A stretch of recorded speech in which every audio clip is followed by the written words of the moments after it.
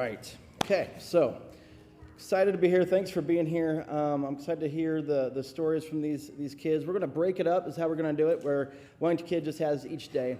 And so we won't get into a whole lot of details. But here's the thing. I think it's important that sometimes we don't have, your traditional sermon. I think if you look at the first church back in Acts, they definitely preached, they definitely taught, they definitely had communion. We see that often. But we also have seen that they're sharing. They're sharing ministry. They're sharing stories. Call it testimonies, whatever you want to call it. It's finding out, hey, how is God working in everybody's life? And then how are they working in some of the other ministries that we have? And I think that is vitally important to hear that, because we don't see it, we don't hear about it, and then we think, are we doing God's work? Are we out there serving? Are we out there discipling? And we don't get to hear about it. So we start to think, well, maybe that's not happening. And so we've done that with the youth, and so I think that's important. But I think it's important, too, that maybe we have some of you adults at some point come up and talk about your ministry and how God has been working in it, because it's always encouraging. It's always so encouraging. So that is what we will do here this morning. And if I can, I want to talk about the students. We have about half of them here. We took about 20 kids. Grady's not on that list, but Grady was on that list. I didn't want to leave him out. But we got about half that are here. And I'm telling you, I don't ever hear it. But I think some of you guys maybe have heard this, I don't know, the phrases out there where people go, well, the kids these days, and they're just sitting around doing nothing. I think I said this last week, but this is not like a cute little trip that we do, and it's all nice and everything. These students, they come and they do this because they want to serve. And so it is a big deal to get this week off. None of these here were bored and had nothing else to do at home. They gave up a job for the week, which is hard to do because they got, 8 weeks? They go to their boss and say, I know I'm only working for the summer. Could I have a whole week off of that? And you got to go to them and get that look like, yeah, I guess. And so they had to do that. They don't get paid for that week. And then a lot of them had to sacrifice a camp or stuff with family and other things as well. And so there's definitely a sacrifice for these kids to do this. And they're not going on this trip because it'll just be fun and it'll be a good experience. I mean, I would say and vouch for all of them. They want to come because they wanted to serve. They've heard the word, and they're like, we want to find a place where we can serve and be able to be the light of Christ for people. That's huge. That changes everything. So I'd encourage, the adults as well. We got an amazing students that aren't just, quote, good kids. They're doing ministry. They're not perfect by any stretch of the imagination. I can tell you that. We have a hard time taking showers and things like this, that they have a lot of work to do. I won't even make fun of you guys for that. Maybe I should. Maybe I should bring that story up. A lot of lessons being learned while we're gone for the week. Inside joke. But this is what I love about this trip, and I'll let them come up here and talk. They're content to where they're at. So when we end up going to where we go, we pick out of this little box, this little container, and we pick, the direction and then the miles, and we get on our old school map, and we get an old school ruler, and we do as a crow flies or wherever we're going, and it says, Pratt, Kansas. That's where we go. And so when we show up, there's no whining, there's no, I hate Pratt. I'm probably the one that whines the most because I don't want to keep going east because I know it's hot. And it was heartbreaking for me because we finally got through that hard 3 days of blowing 103 degrees, blowing 50 miles an hour. And then it was beautiful that morning and 80 degrees, and then we left. I got to enjoy it for like an hour, and then we went east and followed that heat all the way to wherever we were. And so I'm the one that complained, and they're like, yeah, let's go. You can only go about 700 miles, so that's the farthest we can go, because I took out the 200 a few years ago. So the furthest we could actually go is about 700. If we hit straight one direction and went 175, that's as far as we can really get. So we can actually get home on Friday. But they're content. They're happy where they're at. And so when I come back and people start asking us, well, where are you staying and how are you doing all that? And I go, we don't know. We're just we'll take a floor. And we end up at a church that is, hot and it's tiny and it's got wolf spiders everywhere, which there was. They killed 4 wolf spiders in like 2 minutes. I hate spiders the whole night. I have my flashlight on, just looking down my mattress, making sure they weren't looking right back at me. they're not complaining. They're like, yeah, this is where we're supposed to be. We'll make it work, whatever it may be, whatever the work is. They're not complaining, and they're not. And it was hot, and it was humid. And there's something about that where we can be content because we're doing God's will and where we're supposed to be. It's interesting, though, that sometimes when we come home, we jump right back into that routine of, well, why is my bed not as nice as it should be? And why is this AC not working like it should? And we kind of get back into this, we're allowed to complain. We're allowed to not be grateful. The fact that we have a roof and that we have clothes and that we have food and we have all the necessities. We should be just as content when we come home, but we kind of get into this rut of complaining. And so I would say, listen, if you know where God has you and you're following him, you are exactly where you need to be. And when you know exactly where you need to be, you're content. And when you're content, you're able to see the people around you. And it's a lot easier to serve when you're content yourself. But when you're not, and you're always looking for the next best thing, it's hard to see the people around you. It's hard to serve and serve with the right heart when you're always looking for the next best thing or something else. And so we could definitely learn that lesson. And folks, we don't need to always have a program set up where we do these things officially. You could easily come home. 2 of you can get together. A Bible study can get together. A small Sunday school class can get together. And we could have destination, known instead of unknown, where you pray in the middle of Oakley or Colby or Quinter or wherever we're at, and you raise some money and you have all the stuff you need, and you pray and you ask the first person you meet in Oakley and go, yeah, I know you know who I am. Do you need any help? And you know anybody in town that needs help today? We're willing to go and do some work for them. So nothing's keeping us from doing any of that. And so be open for that, and be open to hear the stories of how God worked through us simply because we said, yeah, we'll go do that. Let me start with Romans, and then we'll have Bren here come up. But Romans 12:1-2 says this: Therefore, I urge you, brothers and sisters, in view of God's mercy, to offer your bodies as living sacrifices. And that's what we did. We used our body, our hands and feet, to worship God this week. Holy and pleasing to God, this is your true and proper worship. Do not conform to the pattern of this world, but be transformed by the renewing of your mind. Then you will be able to test and approve what God's will is good and is pleasing and is perfect will. So that needs to be in our prayers. What is God's will in your life? Find it, get there, be there with him, and then he takes care of all the details like you will hear here. And you'll get to be able to meet some incredible people. Teresa from Pratt, Emily when we painted the upstairs in Yates Center, Jerry, and just a cool conversation I had with him in Slayton or Slater. Was it Slater? I keep saying Slayton. I don't know why. Louise, who was just incredibly helpful, Charlie from Creighton, Kim and Mike with the willow tree and that whole thing, and Caden from Creighton, who was a 12-year-old and honorary kid, I guess, in town, but we loved them. To the generosity we saw, there's a lady, Patricia, who the generosity of the people going out of their way to help us along the way was very encouraging, too. So I want to show the video just the very beginning, and then the pictures will be just going in the background. You don't have to watch them, and I'll have Bren. You can kind of come up here. I want you to hear the first part, though. Yeah. Where's Bren? Come on. Really? That's what I said. Last place I want to go.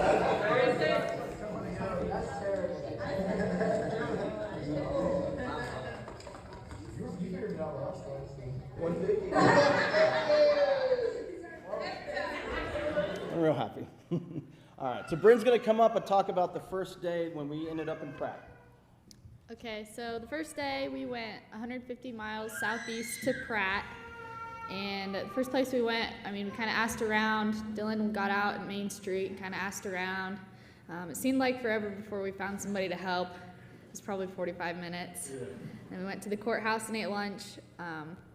And then we went to Teresa's house. She was a lady who had just moved into an unoccupied house. It had been vacant for 13 years, and she had just moved in, and it had been too hot for her to work outside.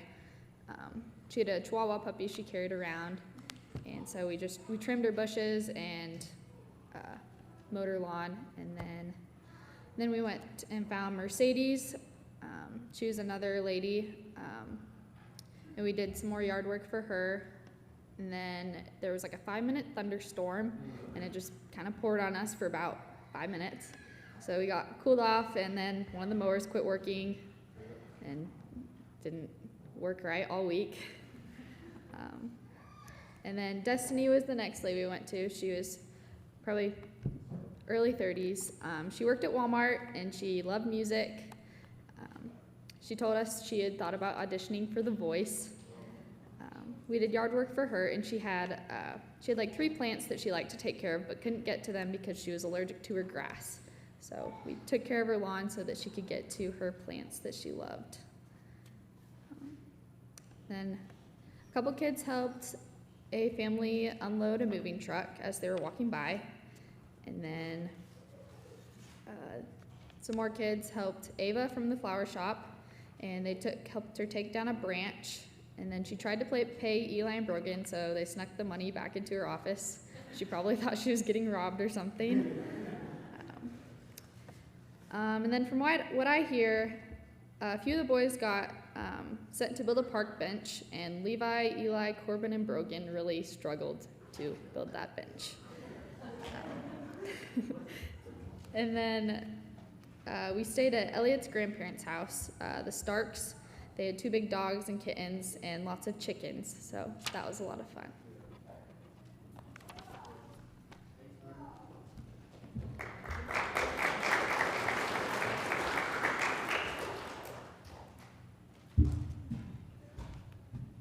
Hi. Okay, so I have day 2. We went 150 miles straight east, and we ended up in a small town called Yates Center, Kansas. It was lovely. Our first stop, we headed to a G&W grocery store, talked to 3 workers, got nothing, and they sent us to the Chamber of Commerce. We went there. She was not there. She was delivering newsletters. So once again, kind of hit a rut. And then on the corner, we saw this cute little Cornerstone bakery, and we're like, why not? I mean, it's lunchtime, we're hungry. We can't eat there, but it probably smells good. So there we met Jessica Bastide, and right away after we explained, she just right away was like, okay, I know people. And she's like, I can help you out. And so we sat there for a few minutes, and she got us, I think, 2 houses to work on. We went to visit the first house. The lady she was on oxygen. She ended up already kind of getting help from her neighbor, so we didn't really get to do much with her. But then we went to Patricia's house. Patricia is this nice old lady who apparently lives catty-cornered from Christy Coleman's house where she grew up, if you know Christy. So we got to help some pull weeds for her. And then she sent us right across over to her son's new house, Johnny. And we got to pull out a bunch of bushes and just overgrown ivy crawling up and tearing down the porch. And we got to find a lot of snails that we got to play with. And Patricia and Jody actually gave us $50 gift card to the ice cream shop in town. So that afternoon we got to go get some ice cream. And then they also gave us $200 to help support what we were doing. Our second site, or I guess our third site, was the Baptist church that they had there with Doreen, who I think was the pastor's wife. And we mowed just a small section for them because they couldn't get to it with their big riding mower. And we slept there that night with all the big wolf spiders. And she actually got us into the town pool so that we could shower. And then our fourth site was Dale. Dale is actually from Indianapolis. He had made 11 trips down to Yates Center because he was taking care of his brother's house and his brother's 3 rental houses after he had died. Dale was very overwhelmed. This was, I think, the second house he was working on, and the people living there did not take care of it. They were robbing from his brother. It smelled terrible of cat pee and poop. So we had kids just taking shifts in and out of trying to remove the stuff from the house. But he was very grateful. He was completely overwhelmed and obviously grieving, but it's hard to grieve when you're so busy. So our fifth site was Emily. We got to do some painting for her. She's building a historic inn in Yates Center. And Actually, Emily had a pretty nice story. That weekend, she had been praying that she could get some help because she was behind on getting this inn ready, and we showed up, and she was just so grateful. And then our sixth site was Kim and Mike Boyd. They had some saplings that we needed to remove. We did some weed eating, and the way Mike worded it, we were giving his willow tree a haircut. Mike had just been told that he needed shoulder surgery, so he was behind on getting ready for a 4th of July cookout that we were invited to. But he was behind because he couldn't do much with his shoulder, and Kim, obviously they were a little older, so she couldn't do much. And the kid that they had hired to do all this for them had gotten in a terrible car accident and was actually lucky to live. So they were just behind and looking for help. But Kim and Mike are actually very involved in their church and had tried to bless people through their church, and so they were glad to be poured back into through us and through God. So that was a great story from them. And then we got to have a nice night at a little lake called Still Waters after Psalm 23. They had a little prayer garden. It was awesome. And Jessica sent us there. Jessica was so helpful. Everywhere we went, Jessica sent us. So she was wonderful. And that was that day.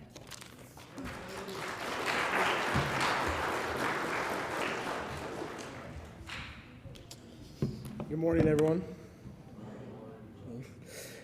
For day 3, we traveled 125 miles northeast to Creighton, Missouri. The town had a population of maybe 400 people. It was very small. We stopped at City Hall and we met Susan. She guided us towards some homes and even let us post on the community Facebook page. She was a very nice woman. You could tell she didn't really talk to a lot of people there because she just kept talking to us and talking to us. She was really excited that someone was there to talk to her. After talking with Susan, we headed to the first house when we saw a kid doing flips into his pool. He came over to talk to us and told us his name was Caden. He said he was 12 years old, and we found out from Susan earlier that he was kind of the town's little nuisance. He would ride his dirt bike, across town, racing people. He was climbing in these trash piles and, messing with stuff.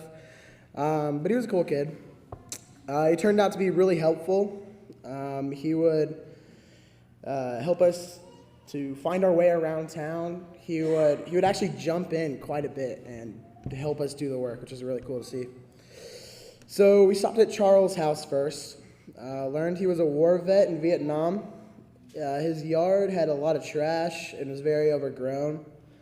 But we had 2 mowers running, 2 weed eaters, and a lot of branch clippers. We were making a solid dent in his yard when Jason learned that checking the dipstick on a mower was very important. He had earlier put oil in the mowers without checking how much he put in, and the oil leaked into the air filter, causing the mower to smoke like crazy. While the rest of us decided to take a lunch break, him and Dylan jerry-rigged it so that we could keep on mowing. Charles had said he wanted a tree cut down, but we did not have the right equipment for this. So Caden said, well, I know a guy who knows how to cut down a tree. Walks into this man's shed, found out his name was Ricky. His name was Ricky, which that's just a name of someone who knows how to cut down a tree. Takes a picture of the tree, goes to Ricky's house. Ricky's like, yeah, I can cut that down. Comes over, he has little spike shoes on, throws the rope up, climbs up there, ties it to his pickup. He starts cutting it down, and the tree's, it's going, and he backs his pickup up, and it comes slamming back, almost coming on all of us. Luckily it didn't. He finally cut the tree down. It was really cool. It was the coolest thing I've seen the whole trip. It was amazing. And then just left. He was like, okay, and just picked up his stuff and left. It was crazy. After that, we touched up the yard, said our goodbyes, and went to the next. One group went to the school to put in plastic slats on the chain link fence. They had the easy job, I guess. They were just... The other group went to Mike's house to mow and touch up his yard. At this point, it was very hot and humid, but everyone, Charles, the school, Mike, they were very appreciative of the work that we were doing, very thankful. After that, we got to have some fun. We went to the public pool where coincidentally the health department was paying for everyone's entry fees. We swam for a little bit, but most importantly, we got showers for the night. We ate fast food that day and headed to the community center where we were staying for the night. Did our devos with Caden. He followed us in there. His house was like right next to it and did the devos with us. I thought it was pretty cool. We picked 75 miles northeast. After that, we sat in the sanctuary and gave each other henna tattoos and went to bed. I feel a fitting verse for that day is Colossians 3:17. Whatever you do in word or deed, do everything in the name of the Lord Jesus, giving thanks to God the Father through him. It would have been really easy for us to show up to Charles' house and see like all the trash and everything overgrown and just say, nope, we're going to go to an easier house, right? But when you're doing it for the kingdom of God, it really lets you like understand why you're there and why you're helping these people.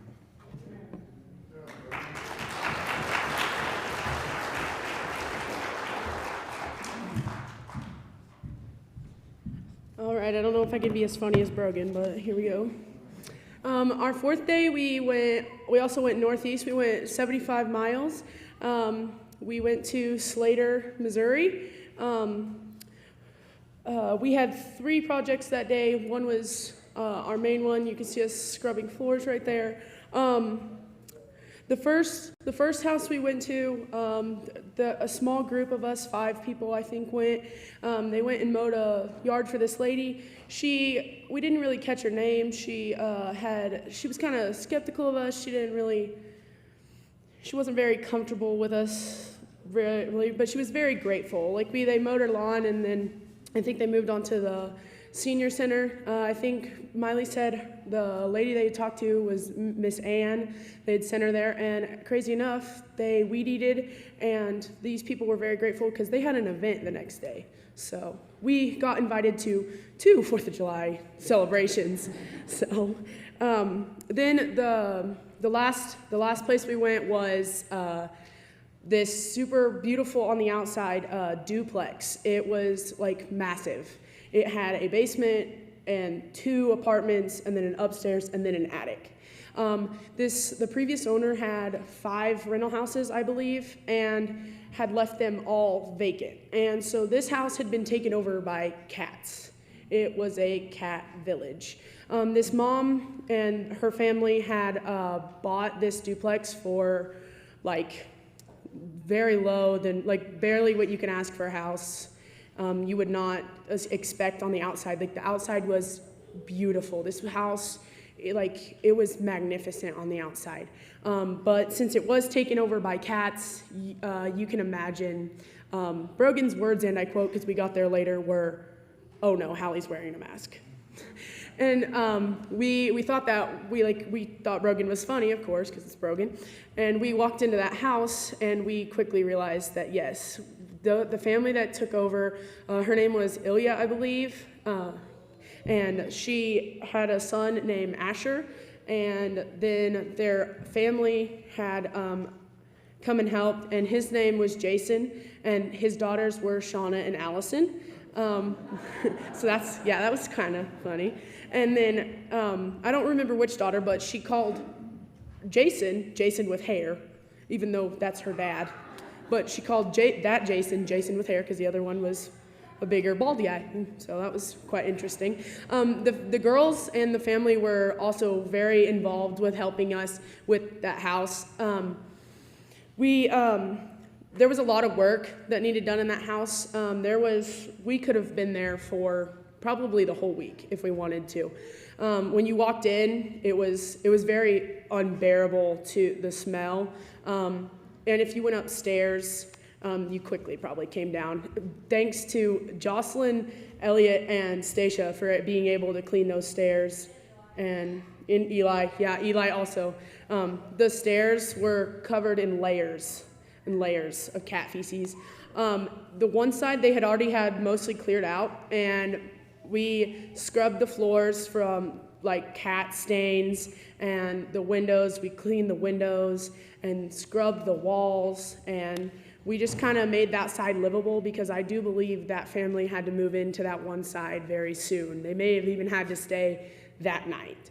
And so we just wanted to make sure that that side didn't smell as much like cat. Like when we left, it at least smelled like a place where you could stay. Because the other side, it was heartbreaking. But we also took into consideration that that family was very brave for being able to do something like that, because most people would have walked in that house and would have been like, yeah, we're not even buying this for under market value.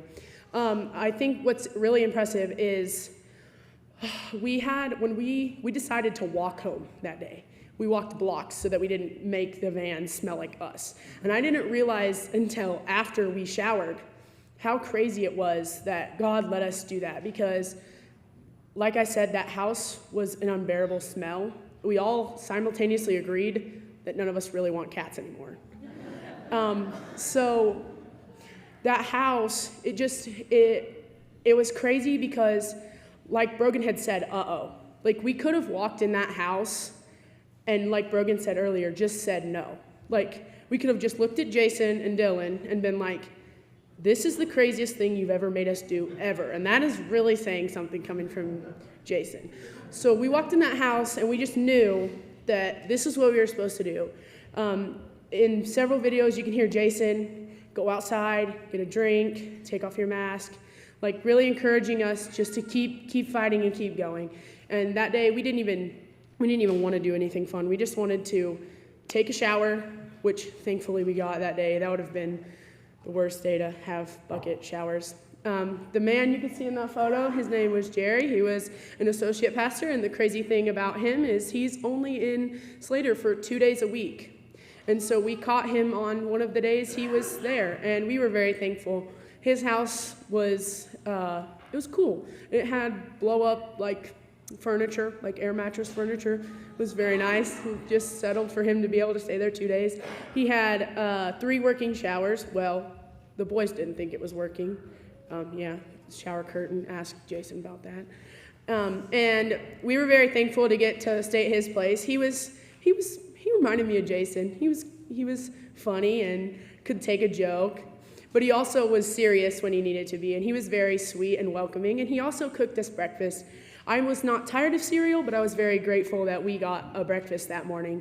And so just with all of the things, that night we had a Devo, and just like every night, and one of the verses was Hebrews 12, 1 and 2, and it says, "Therefore, since we are surrounded by so great a cloud of witnesses, let us also lay aside every weight and sin which clings so closely, and let us run with endurance the race that is set before us, looking to Jesus, the founder and perfecter of our faith, for the joy that was set before him endured the cross, despising the shame, and seated at the right hand of the throne of God." And the title was, "What Now?"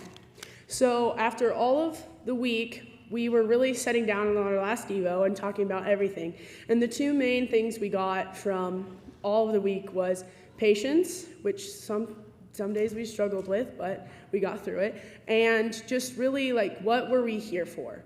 And what I really thought was interesting was how the people were so grateful. Everything within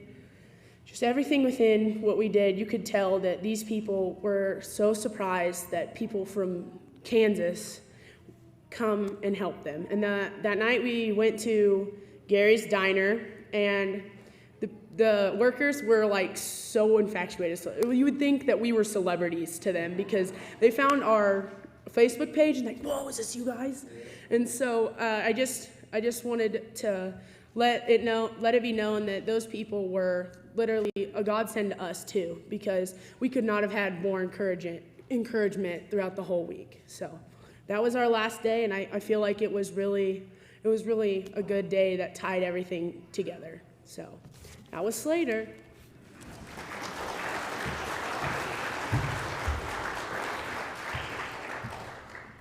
Awesome. Thank you, guys. Students did a great job. Can we give them one more a round of applause? That was awesome. You did so great. Good deal. So this was my first one. I didn't know what I was getting myself into. You know how Jason is. He's like, yeah, come on, it'll be fun, it'll be great, you know. And it was a fantastic time. And I agree with what they were saying. The best thing about this trip is meeting all the people, the stories you hear from them, and each one of us, we all have a story to tell of God and what He's brought us from and what He's taken us to. And so that was what the main thing that I really appreciated of this trip. You know, every place you show up, you don't know where you're going to stay.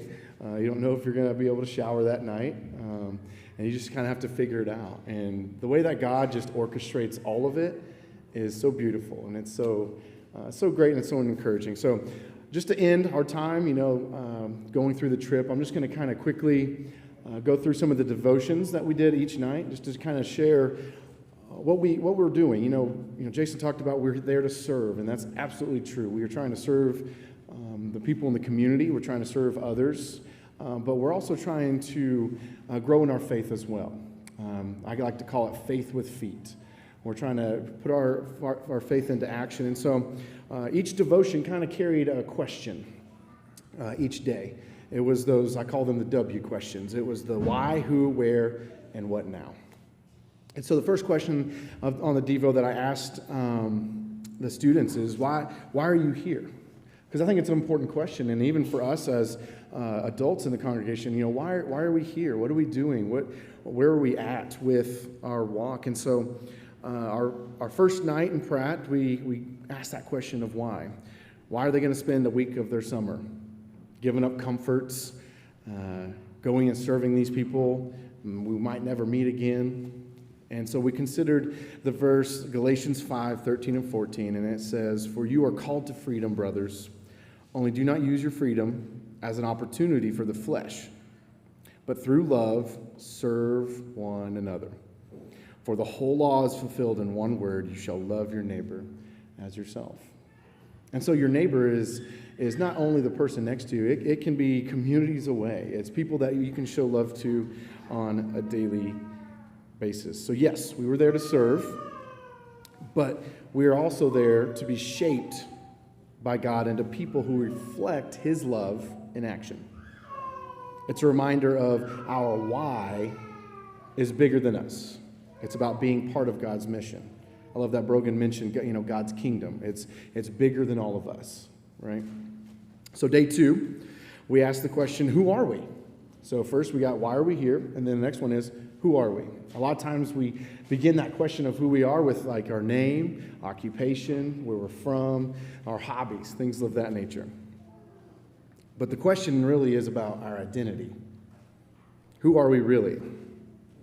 And so Jason shared Romans 12:1 and 2 of not being conformed to the world, but being transformed. We show up and we ask these people if we can help. We kind of get some weird looks at first, because that's not normal, right? We're from Oakley, Kansas. We're here to help you, and they're like, kind of sketched out about it at first. And that's okay. That's different. We're meant to stand out as Christians. We're meant to be different. And so it's not easy in a world that pressures us to fit in, especially for, high school kids going through school. Fitting in was so important, right? We don't want to stand out, be different. We don't want to be made fun of. We want to be just like everyone else, but the Word tells us something different. We're supposed to be transformed by the renewal of our minds. And so that's exactly what we could do on this trip. We could stand out. We were a little bit different, but all for the right reasons, by choosing to serve, love, and follow Jesus in practical ways. And so the question we changed, instead of who are we, it's whose are we? And it's we are His. Day 3 is where are we going? We all know that question we've been asked on a road trip. Maybe even your kids keep asking about every 5 minutes. Are we there yet? Are we there yet? And you just keep saying, no, not yet. And it's not about the destination. That's what this devotion was about. It's not about the specific place, just like Destination Unknown. It's not, we don't know where we're going. but it's rather where we're going spiritually. We know physically we're headed to these specific spots, but what's going on inside? And so for that, we looked at Proverbs 3, 5, and 6, which says, "Trust in the Lord with all your heart, and do not rely on your own understanding. In all your ways acknowledge him, and he will make straight your paths." It's a reminder of what path that we think we're on, and God is the one that establishes our steps. We learned to trust him.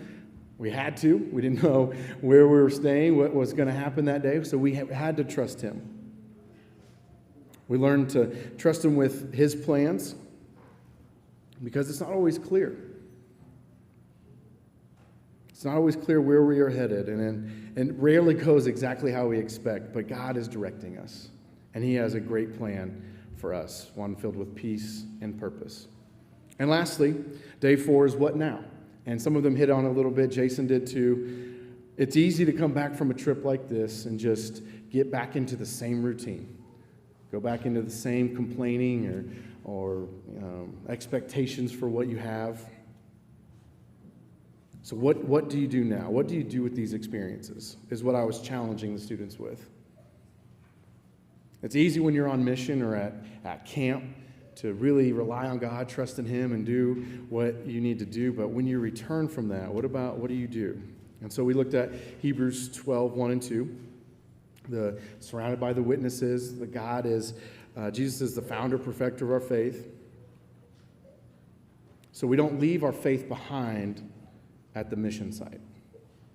The real race begins when we get home. That's when the distractions come. That's when difficulties of life, your circumstances come. And that's how we know how to run, with endurance, with purpose, and with our eyes on Jesus. So what now? What now? We live differently. We live boldly. We share what we've learned, like we're doing today, and we continue to grow. So just in closing, my encouragement to all of us, students included, is it's not just a week away. It was a week of becoming more like Christ, becoming more aware of who we are and where we are going, and becoming more committed to a life that points others to Jesus. That was the point. And what I tried to urge these students in explaining this, it's not about the work that we did. It's not that we did X, Y, and Z. It's how God showed his love to others through us.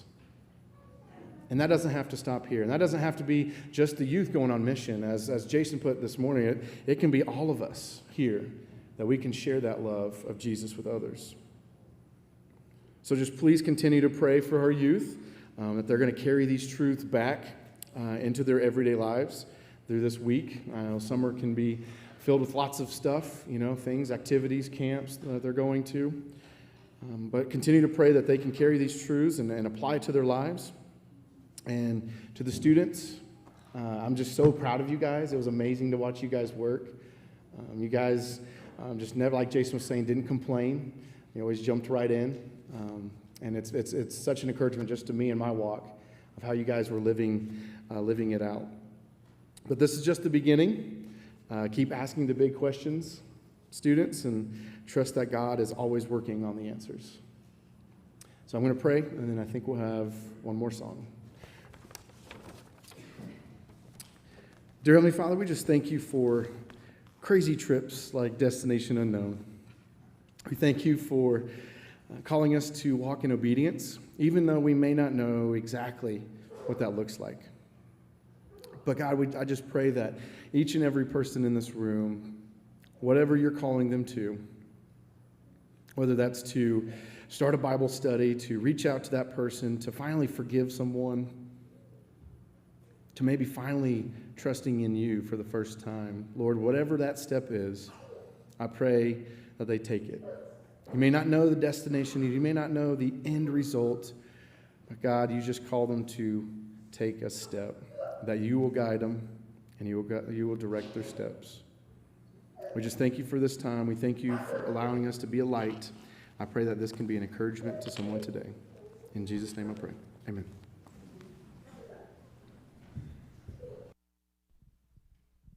Would you